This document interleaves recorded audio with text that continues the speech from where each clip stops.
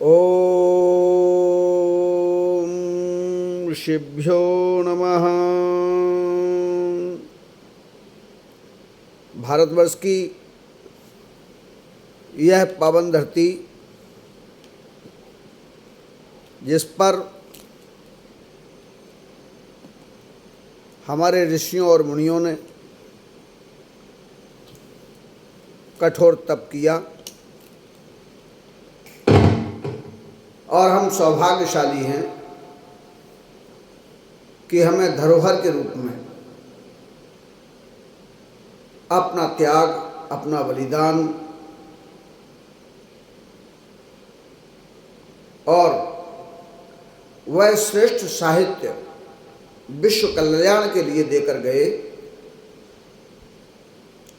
जिनकी उस ऋषि परंपरा को आज भी भारतीय संस्कृति और सभ्यता में ऋषि पंचमी के रूप में हम लोग मनाते हैं। ऋषि पंचमी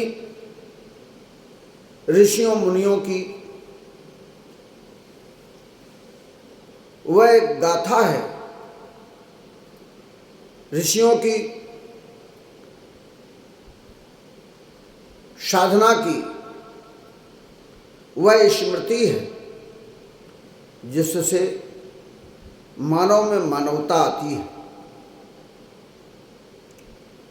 नर नारायण की ओर बढ़ता है, नर नारायण का स्वरूप बना लेता है। इतनी सक्षमता को प्रदान करने का अगर श्रेष्ठ साहित्य और श्रेष्ठ मार्गदर्शन किसी ने दिया है तो वो भारत के ऋषि हैं। ये अलग बात है कि संसार में ये द्वैत जगत है, दो प्रकार की चीजें पाई जाती हैं, और उन द्वैत जगत में एक ही परमात्मा की सृष्टि है। इसीलिए वेदांत में भी अगर श्रुतियों में हमारे ऋषियों ने जाना, समझा, उसी को ऋचाओं में लाकर वेद की रचना, और फिर वेद के 4 भाग वेद व्यास जी के द्वारा किए गए। ऋषि परंपरा अलग अलग मनवंतरों में अलग अलग देखने को मिलती है। हम और आप सब ऋषियों की संतान हैं। हम आप सब भारतवासी सौभाग्यशाली हैं। हम और आपको ये ज्ञान होना चाहिए कि हम किस ऋषि की संतान हैं। वर्तमान के मनवंतर में जो सप्तऋषि हैं, उनकी प्राण प्रतिष्ठा श्री हनुमान सत्संग धाम के तत्वाधान में श्री हरि अवतार दर्शन पीठ ग्वालियर मध्य प्रदेश में की गई है। सप्तऋषियों में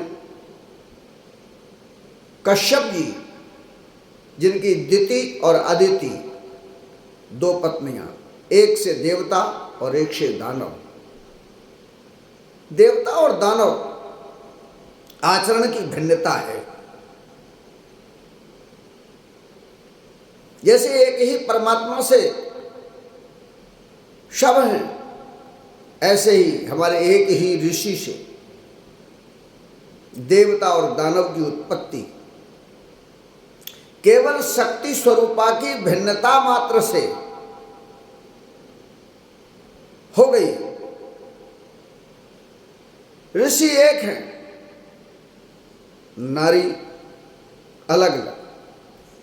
एक ने देवत्व को प्रदान किया, एक ने दैत्यत्व को प्रदान किया है। अर्थात इसी प्रकार से हमारे वशिष्ठ जी हैं, विश्वामित्र जी हैं, जमदग्नि जी हैं, भारद्वाज जी हैं, गौतम जी हैं, आदि आदि। कहना हम ये चाहते हैं कि सप्तऋषियों के द्वारा